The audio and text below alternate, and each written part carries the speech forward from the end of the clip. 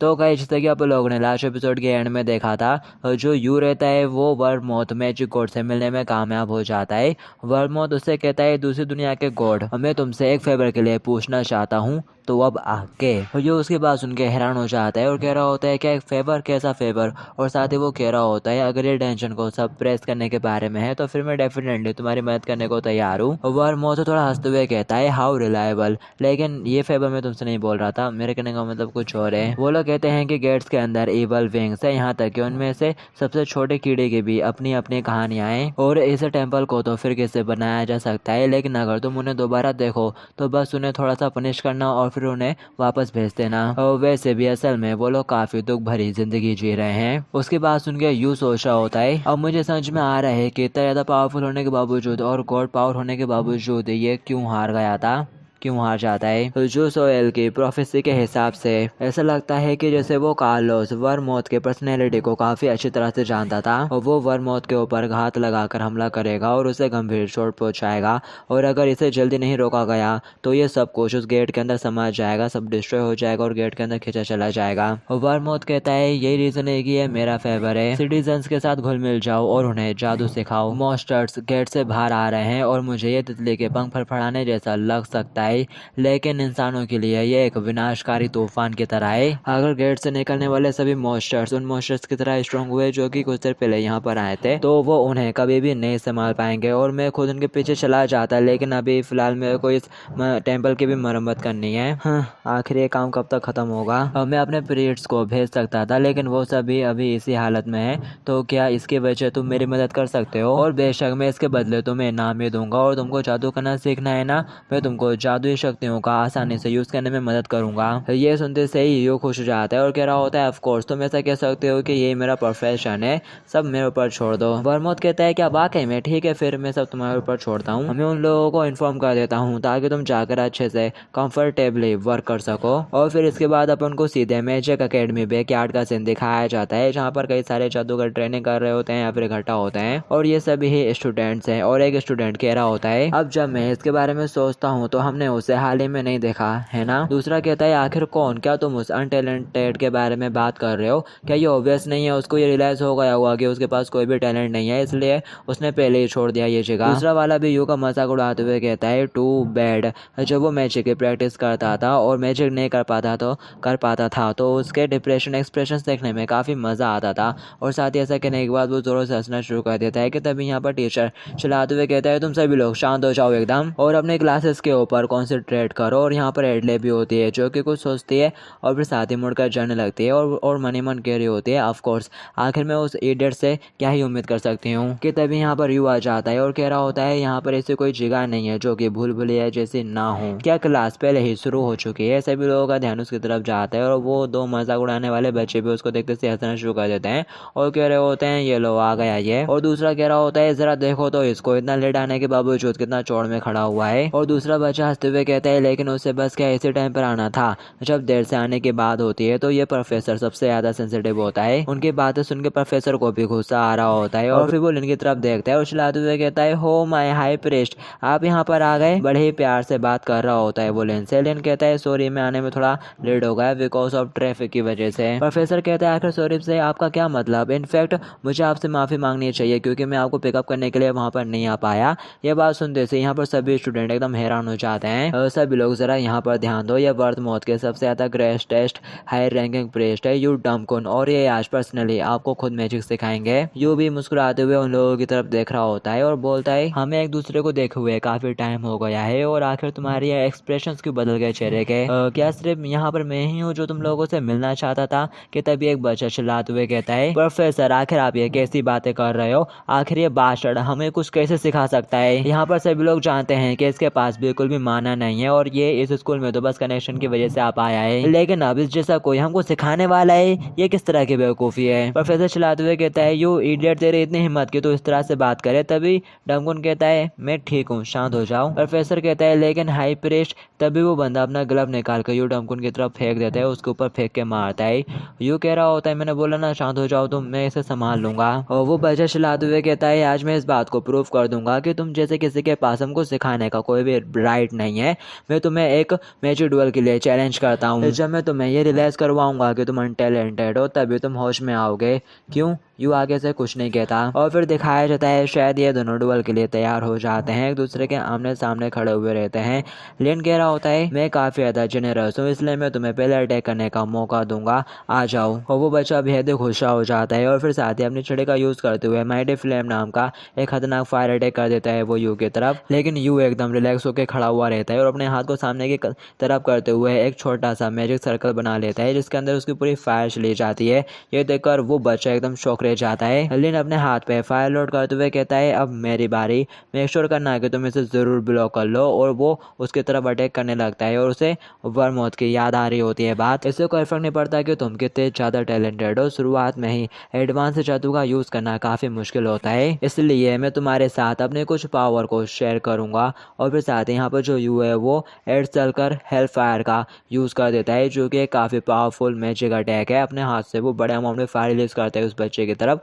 ये देखकर सभी लोग एकदम चौंक जाते हैं और वो बच्चा भी एकदम डर जाता है। उसके सामने बड़ा सा फायर का गोला आ रहा होता है। वो चिल्लाते हुए कहता है स्टॉप इट, मैं हार मानता हूँ, आई एम सॉरी। तो लिन फटाक से अपने हाथ को ऊपर की तरफ करता है जिससे वो फायर बिल्कुल कट के आसमान में चली जाती है और एक बड़ा सा जोर का धमाका होता है और वो बच्चा डर के मारे वहीं गिर के बैठ जाता है। यू उसे कह रहा होता है तो क्या अब तुम्हें होश आ गया? जिन लोगों को मुझसे कोई दिक्कत है उनके लिए मैसेज, अब से यही अनटैलेंटेड पर्सन तुम सभी को सिखाने वाला है। यू का वो मैजिक देखकर वो प्रोफेसर यू की तारीफें करना शुरू कर देता है कि तुम तो वाकई में हाई प्रेस्ट होने के लायक हो। लिन कह रहा होता है आपका शुक्रिया, लेकिन अपन क्लास स्टार्ट करें या नहीं? और पीछे खड़ी एडले ये सब देख के एकदम हैरान हो रही होती है और बोल रही होती है उसने कर दिखाया। और फिर नेक्स्ट में दिखाया जाता है यू एडले को अपना प्रेस्ट बनने की सारी कंडीशंस के बारे में बताता है। तो जो एडले है वो बहुत ही ज़्यादा गुस्सा हो जाती है और गुस्से से खड़े होकर चिल्लाते हुए कहती है डब्ल्यू के ऊपर हाथ मारते हुए, क्या तुम मेरे से मजाक कर रहे हो? तुम चाहते हो कि मैं इन कंडीशंस को एक्सेप्ट करूं और तुम्हारे प्रति शपथ लूं?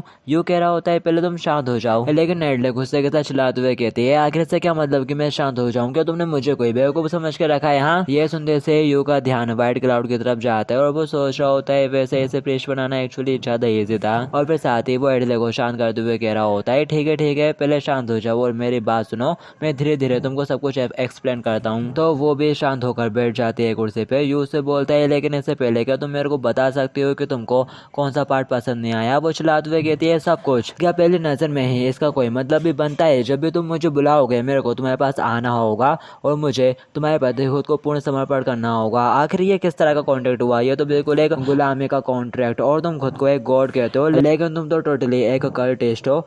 यू कह रहा होता है अरे ये तो बस एक जॉब की तरह है यार, और वैसे भी मैं तुमको किसी बेकार चीज के लिए नहीं बुलाऊंगा। हमें भविष्य में होने वाले डिजास्टर को रोकने के लिए बस तुम्हारी पावर की जरूरत है और जो लड़ाई होने वाली है उसके लिए मैं हर पॉसिबल तरीके से तुम्हारी मदद करूंगा, तुम्हारे मारना के सिंड्रोम पर काबू पाने के लिए और जादू को सीखने के लिए। ये सुनते से वो हैरान हो जाती है और बोल रही होती है कि तुम मेरे सिंड्रोम को ओवरकम करने में मेरी हेल्प करोगे? ये कुछ ऐसा है जिसे मिलियंस गोल्ड देखकर भी फिक्स नहीं किया जा सकता, तो तुम आखिर कैसे? यू कह रहा होता है हालांकि कोई मेथड तो नहीं है इसका, लेकिन फिर भी मैं अपनी तरफ से पूरी कोशिश करूंगा इसको फिक्स करने की। एडले जोर से चिल्लाते हुए कहती है तुम बस एक चोर हो, फ्रॉड कहीं के। तो यू भी आगे से चिल्लाते हुए कह देता है अगर ये कुछ वर्ड्स हुए तो फिर मैं अपने आप को मैजिक गॉड नहीं बुलाऊंगा। और फिर साथ ही वो परेशान हो जाते हैं, वो कह रहा होता है मैं पीछे भी नहीं हट सकता। और फिर वो सोयूल से पूछने लगता है हे सोयूल क्या उसके माना सिंड्रोम को फिक्स करने का कोई तरीका है? सोयूल सिर हिलाते हुए मना कर देती है और सोच रही होती है ये वाकई में काफ़ी अमेजिंग बात है कि इसने इतनी जल्दी मैजिक को एक्वायर कर लिया और इस पॉइंट तक पहुंच गया। लेकिन जब एडले शालोन को बनाने की बात आती है तो ये हमेशा ही काफ़ी ज़्यादा मुश्किल रहा है और वो इस मैजिकल वर्ल्ड में एक सुपर स्टार है जिसके पास ईर्ष्या करने लायक कुछ भी नहीं है, लेकिन उसकी एक कमजोरी है, बस एक, उसका माना सिंड्रोम। सोयूल यू से बोलती है चलो उसको कुछ टाइम दे देते हैं। वैसे भी गेट के एक्सप्लोड होने में अभी भी कुछ टाइम बाकी है कि तभी यहाँ पर हुक्म आ जाता है, पूरी टेबल हिल जाती है और पूरा मैंशन कांप जाता है। और यू फटाक से बाहर की तरफ देखता है और कह रहा होता है आखिर हो क्या रहा है यहाँ पर? असल में वो गेट एक्सप्लोड हो चुका है भविष्यवाणी वाला, और उसमें से बहुत कलर की लाल रोशनी नीचे की तरफ आ रही होती है और सारी बिल्डिंगें तबाह हो रही होती हैं, पूरा शहर डिस्ट्रॉय हो रहा होता है। और वो लोग खिड़की से देख रहे होते हैं उस लाल रोशनी को आते हुए और कहते हैं आखिर ये है क्या?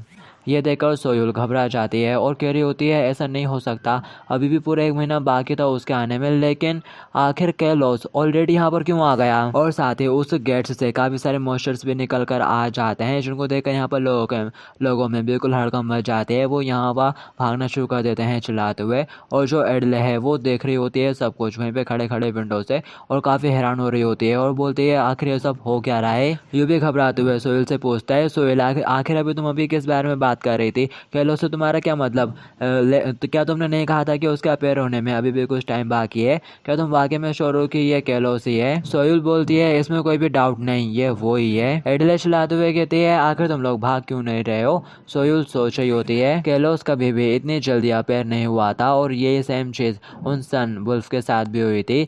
इस लाइफ के बारे में कुछ तो अलग है, बिग पिक्चर तो वही सेम है, लेकिन अगर सब कुछ इसी तरह से चलता रहा तो कि तभी यू अपने पास से अपना वेपन निकाल लेता है, स्नो को वेपन में बदल लेता है। तो सोहेल फटाक से उसकी तरफ देखते हुए कह रही होती है आखिर तुमने तलवार क्यों निकाल ली। बेवकूफ मत बनो, कैलोस कम्प्लीटली डिफरेंट लेवल पर है और वो उस अनस्टेबल नेपट्यून से भी ज्यादा पावरफुल है, और जो इवेंट्स मैंने देखे थे अब उसमें चेंजेस आ रहे हैं, तो हम नहीं जानते कि अब आगे क्या होगा। यू कहता है वेल ये कुछ ऐसा नहीं है जो कि बस इंतजार करते रहने से सॉल्व हो जाएगा, है ना। यू के सामने एक विंडो ओपन हो रही होती है, अर्जेंट रिक्वायरमेंट रिक्वेस्ट, जो कि वर्मोथ ने डाली होती है। उसे ऐसे गोड्स की जरूरत है जिनके गोल्डी पावर 50,000 से ज्यादा हो, इस गेट को रोकने के लिए और कैलोस को रोकने के लिए। और वो विंडो देखने के बाद यू कहता है चलो ये हमारा पार्ट टाइम जॉब पर जाने का टाइम हो चुका है। और फिर नेक्स्ट में दिखाया जाता है यहाँ पर कई सारे दूसरे गोड्स भी आ गए होते हैं, जो कि उन डंजन से बाहर निकले या फिर उस गेट से बाहर निकले मॉन्स्टर्स को मार रहे होते हैं, और उन्हीं में यू भी होता है और यू के साथ बाकी सब लोग भी होते हैं।